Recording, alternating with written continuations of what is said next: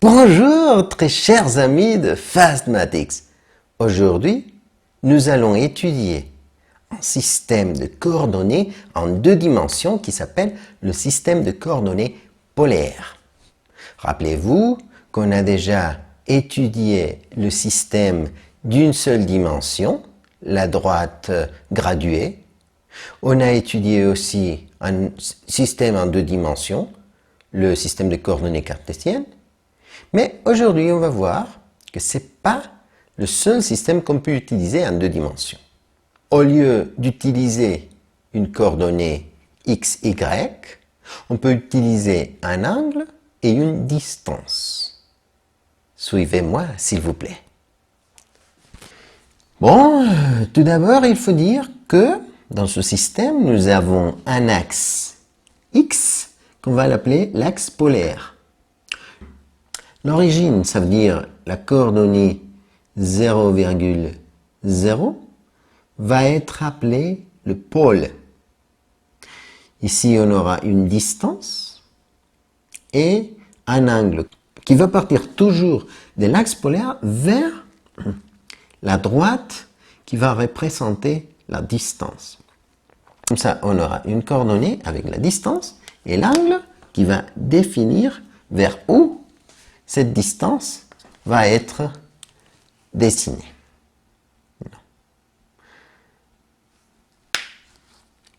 Il y a une autre chose importante à dire.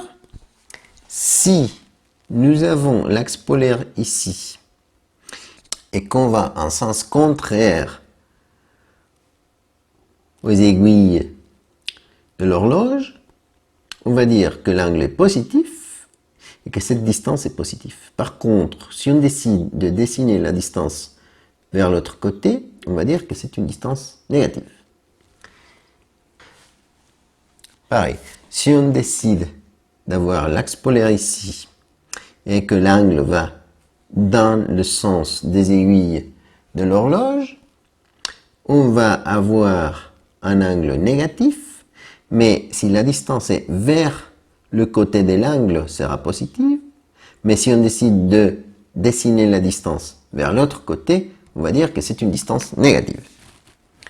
Maintenant, comment on fait pour convertir les coordonnées polaires en coordonnées cartésiennes? Eh bien, il y a deux petites formules très simples. X égale R cosinus de l'angle et y égale r sinus de l'angle. C'est très simple. On va remplacer les valeurs. On verra que x égale r racine carrée de 8 qui va multiplier le cosinus de 45 degrés par exemple ici et y sera égal à racine carrée de 8 fois sinus de 45 degrés. Ça va nous donner 2 et 2. Ça coïncide, mais ce n'est pas toujours la même valeur ici et ici. D'accord. Donc, maintenant, nous avons 2,2. Et c'est bon. On va mettre point-virgule pour ne pas se tromper. Et ici, nous avons la valeur de x et de y. Maintenant, qu'est-ce qui se passe si on veut passer du système de coordonnées cartésiennes vers le système de coordonnées polaires? Par exemple, moins 3, cette coordonnée moins 3, virgule, moins 2, ou moins 3, point virgule, moins 2, c'est pareil. Eh bien, tout d'abord, avant de remplacer les valeurs dans les formules, il faut les écrire. Nous avons deux petites formules très simples. L'angle égal à arctangent de y sur x et r égale la racine carrée de x au carré plus y au carré. Mais il faut faire très attention. Parce que ici, il est très important de savoir que l'angle qu'on va écrire là devra être l'angle à partir du axe X vers la ligne qu'on va dessiner dès l'origine jusqu'au point que nous intéresse. Alors, je suis intéressé de trouver cet angle-là. Toujours l'angle à partir du axe X positif jusqu'à la ligne entre le 0,0 et le point qui nous intéresse. Mais cette formule ne va pas vous donner automatiquement cet angle.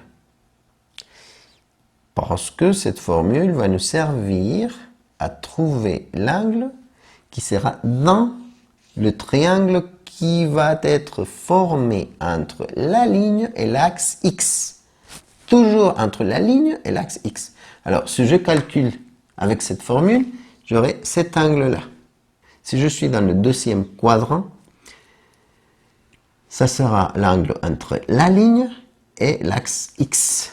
Si je suis dans le quatrième quadrant, sera avec cette formule l'angle entre la ligne et l'axe X. Ça veut dire que si je veux trouver l'angle entre l'axe X positif et la ligne, si je suis dans le troisième quadrant, il faut faire l'angle que je trouve plus 180 degrés, la moitié d'un cercle. Pourquoi? Eh bien, parce que j'ai trouvé ce petit morceau, mais j'ai besoin de 180 degrés pour avoir l'angle de là jusqu'à là. Si je suis là, comme j'ai déjà trouvé l'angle entre la ligne et l'axe X, je devrais, à 180 degrés, soustraire pour avoir l'angle entre l'axe X positif et la ligne. Et si je travaille dans le quatrième quadrant, eh bien, je devrais, à 360 degrés, soustraire l'angle que je viens de trouver pour avoir l'angle de l'axe X positif jusqu'à la ligne. J'espère que ça soit clair, sinon vous devez beaucoup pratiquer faisant des exercices.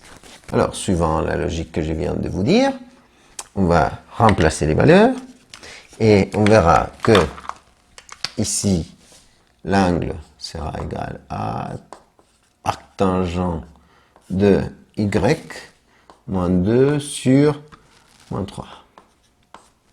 Et R sera égal à la racine carrée de x au carré plus y au carré. Ça me donne la racine carrée de 13. Et l'autre va me donner un angle de 33,7 degrés. Mais rappelez-vous que cet angle-là n'est pas l'angle que je vais mettre.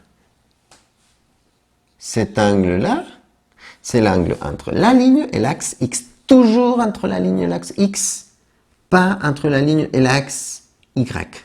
Jamais. Toujours entre la ligne et l'axe X. Alors, il faut juste faire l'addition de 180 degrés plus le 33,7 pour pouvoir écrire la coordonnée définitive. Donc, je vais mesurer avec une règle racine carrée de 13 et l'angle sera 180 plus 33,7, ça nous donne 213,7. Ce qui veut dire que l'angle sera toujours de l'axe polaire jusqu'à la ligne, la distance que je viens de dessiner là, la racine carrée de 13. Alors, 213,7 degrés. Donc, la coordonnée sera racine carrée de 13, point virgule, 213,7 degrés. Et c'est tout, chers amis. S'il vous plaît, n'hésitez pas à m'écrire si vous avez des doutes. Gardez-vous bien. À une prochaine fois. Au revoir.